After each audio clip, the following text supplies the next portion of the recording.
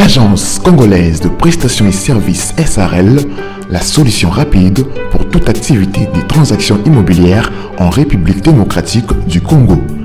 Vente, achat, gestion, estimation, mise en location des biens meubles et immeubles, contactez-nous au plus 243 85 27 79 630. Vous avez une parcelle à vendre, un terrain, une villa, une concession, un bureau et un appartement à vendre ou à louer, contactez-nous au plus 243 85 27 79 630. La CPS SARL est la première société et grand réseau spécialisé. Oji mamacita, tu es tant de qui de moi de nous pour toi je t'ai redessi massa. Vas-y mamacita, Oji mamacita, en plein ensemble je t'ai dit j'ai terme à travers les miningas. Oji mamacita, tu es tant de qui de moi de nous pour toi je t'ai redessi massa. Oji mamacita, en plein ensemble je t'ai dit j'ai terme à travers les miningas. Quand je pense à toi je suis pas allé, je suis BG encore. Tu t'en fous de mes reproches et de mes erreurs qui sont moches. La bonne j'arrange mes souvenirs dans la rue, je deviens rage quand je suis dans le Mbote libota langa mbote na bino esengo mingi ya kopresenter bino lupango kitoko oyo et ça langa sentiment er to présenter biloko bien. Donc bomoni Toyota lupango eza na portail rouge en face ya école Prince de la Paix. Donc au bomoni eza école Prince de la Paix, collège Prince de la Paix to rotana na kati. Voilà, donc lupango toye kotala yango yo bomoni to soit vide dessus. Donc à toi na kati to l'accès bino libanda er to telemaki awa. Donc au collège Prince de la Paix. Donc déjà dès le départ to ebaki a tozana commune Mongafula na quartier Koet. Donc le pan to kotala yango yo mais ndeka na lobara toujours Mongafula eza très vaste. Eza na ba quartier ya bien, eza na quartier oyo ezalaka sans érosion, ils ont un problème té. Ils appellent un quartier où ma beleza a répété, où balobara ils ont na érosion. Donc awa bon a des collège Prince de la Paix, collège à Kitoko, bon a voisin à à deux niveaux et puis biso awa toi na ndako Kitoko oyo. Donc ndako oyo tozo kita parce que ton ego soit vie à l'écolo, poto mais un peu kotambola to yeba ndenge ya ko expliquer. Voilà a to kiti to bandasko yo kolakisa ndaku ndenge ezali. Donc ndaku dimension nango eza 17 mètres et demi sur 20 mètres virgule 20. Donc 17 mètres et demi sur 20 mètres virgule 20. Donc ndaku yango yo eza ndaku moko euti kotonga makala mingi te, légèrement modifié.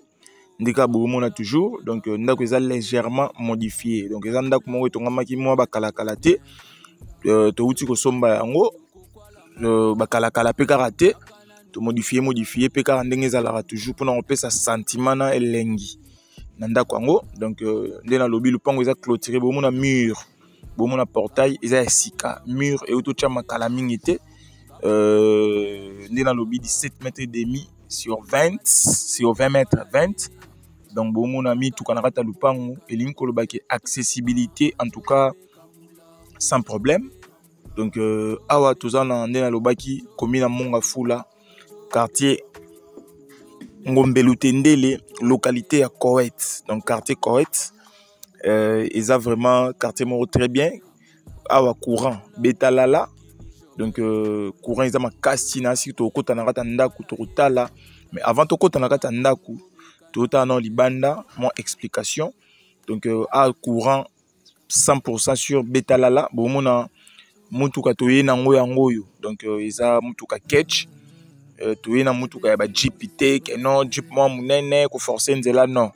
Donc malgré que nzela est comme asphalté té, mais bazo sala donc nzela en plein asphaltage, ils a nzela ya route de caravane.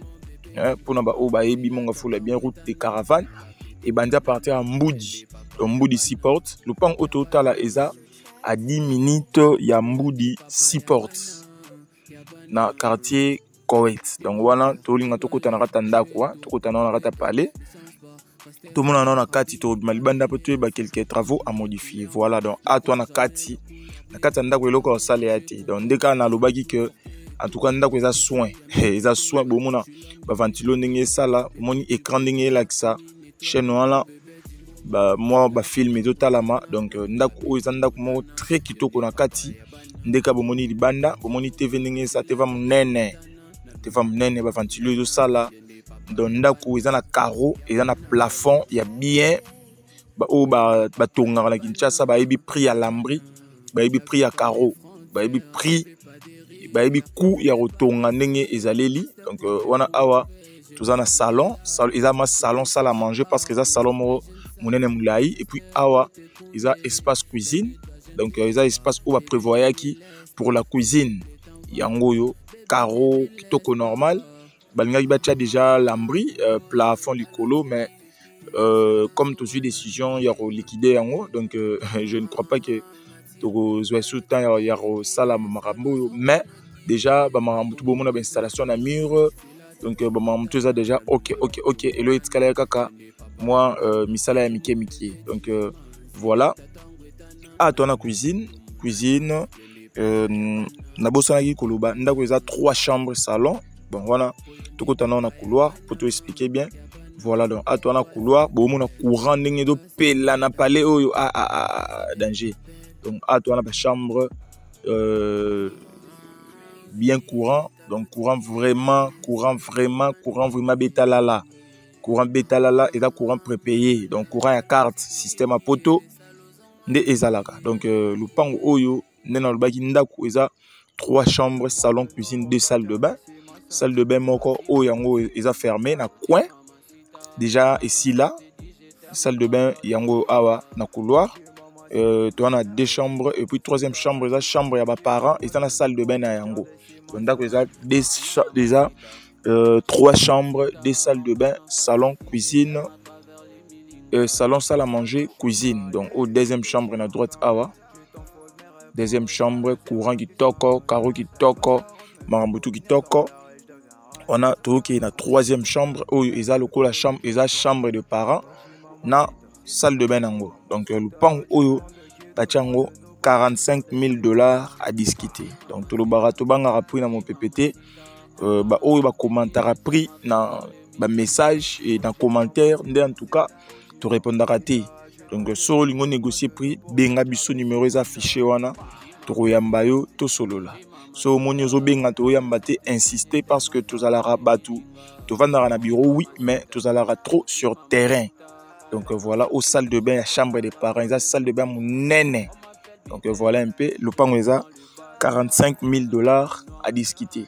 Donc dans le baki, il y a la commune, il y a Mongafula, quartier Koweït, Ngombelutendele Koweït.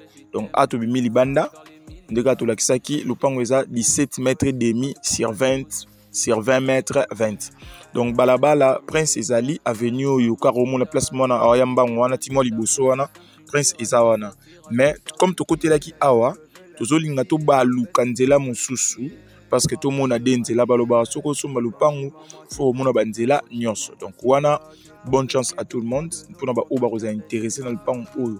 Donc to baluki boye pour te pesa moi image à quartier bomona quartier ndenge Zali civilisation tout ça nzela ndenge Zali environnement ba qualité mora miki o et ça la rakenda bomoni collège Prince de la Paix Koweït. Donc on a quartier Koweït na Mongafula. Bonne chance à tout le monde. Merci beaucoup. $45,000 à discuter. 17 mètres et demi sur 20 mètres 20. Bye bye. Kamulangu baya no chimanga. Kamulangu yolo baki yoko kwala ye. Kamulangu yakana nubo mekana moke. Toke chombe kamulangu chombe. Kamulangu chombe. Kamulangu chombe. Kamulangu chombe. Kamulangu chombe. Kamulangu we Kamulangu nde bikini Joel Kamulangu yolo baki yoko